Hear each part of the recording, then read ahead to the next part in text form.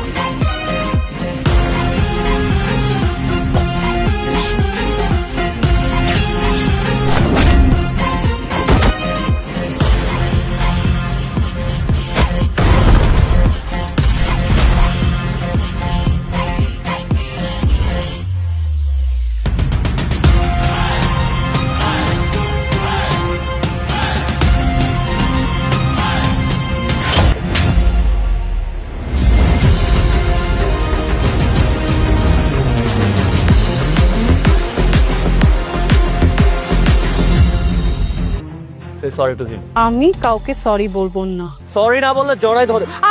Sorry sorry sorry. Rakib, তুই বাড়িতে যা। ঠিক আছে ভাই, আসসালামু আলাইকুম।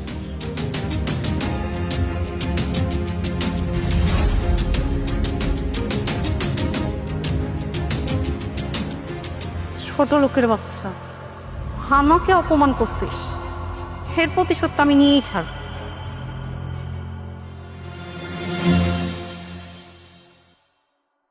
ভাবি, আমারও খাওয়ান দাও, আমার খুব ক্ষুধা পাইছে। খান তো দিমু। আপনি কেমনে বুঝলেন যে রাজা চলে এসে? এইটা হইল রক্তের টান, রক্তের টান। ভাবি জানো, আজকে একটা ঘটনা ঘটছে। কি ঘটনা রে? তোর পরে কেউ হামলা টামলা করছে নাকি আবার? হ্যাঁ রাজা, ঘটনা কি? আরে আমাকে দুষ্ট আমজাদ চেয়ারম্যান আছে না, তার মায়া তো শহর থেকে আইসা গ্রামের সবার সাথে খুব খবরদারি করতেছে। রাস্তা দিয়ে যাইতাছিল, সামান্য সাইকেল দিয়ে যাওয়ার টাইমে রাকিব একটু কাদা ছিটে